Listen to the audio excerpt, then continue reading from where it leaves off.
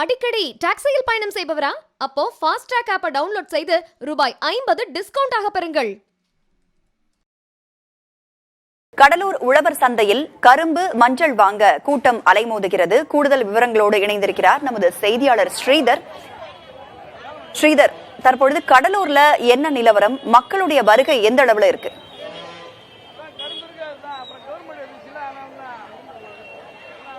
கடலூர் மாவட்டத்தை பொறுத்த வரைக்கும் இந்த போகி பண்டிகை வெகு விமர்சையாகத்தான் கொண்டாடப்படுகிறது. குறிப்பாக தை மகளை வரவேற்க கடலூர் மாவட்ட மக்கள் தயாராகிவிட்டார்கள். நாம் பார்த்து கொண்டிருக்கும் இந்த காட்சி என்பது கடலூர் உழவர் சந்தை. போகி பண்டிகைக்காக காய்கறி வாங்குவதற்கும், கனி வாங்குவதற்கும், மலர் வாங்குவதற்கும் கூட்டம் அலைமோதுகிறது. இதன் காரணமாக உழவர் சந்தையில் கிட்டத்தட்ட காய், கனி, கரும்பு, மஞ்சள் உள்ளிட்ட பொருட்கள் 70 டன் அளவுக்கு குவித்து வைக்கப்பட்டிருக்கிறது.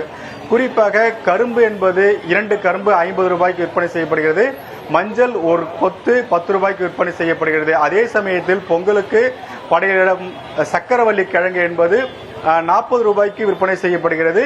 அது மட்டும் இல்லாமல் கடலூர் மாவட்டத்தில் விளையும் வாழைத்தாறு இந்த ஆண்டு வராத காரணத்தினால் திருச்சி, தூத்துக்குடி, ஆந்திரா உள்ளிட்ட பல்வேறு பகுதியிலிருந்து வாழைத்தார்கள் விற்பனைக்காக கொண்டு வரப்பட்டிருக்கிறது. வாழைத்தார் மட்டும் கிட்டத்தட்ட 20 to 30 டன் அளவிற்கு வாழைத்தார் கொண்டு வரப்பட்டிருக்கிறது. காய்கனியை பொறுத்த வரைக்கும் 50 டன் அளவிற்கு கொண்டு வரப்பட்டிருக்கிறது.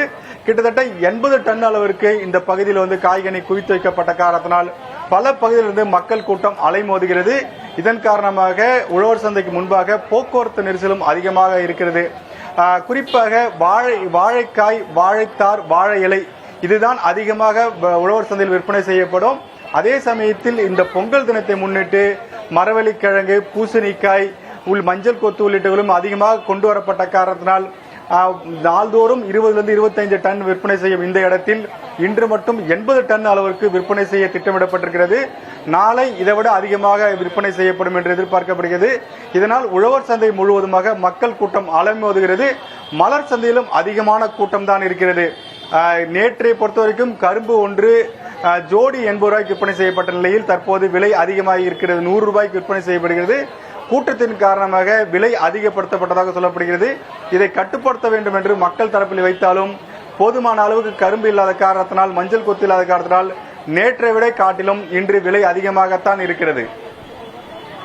பொங்கல் பண்டிகையை முன்னிட்டு பொங்கல் பொருட்களை வாங்க மக்கள் கூட்டம் அதிகரித்து காணப்பட்டிருப்பதால் போக்குவரத்து நெரிசல் ஏற்பட்டிருக்கிறது.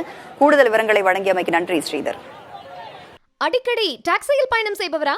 அப்போ ஃபாஸ்ட் ட்ராக் ஆப்பை டவுன்லோட் செய்து ரூபாய் 50 டிஸ்கவுண்ட் ஆக பெறுங்கள்.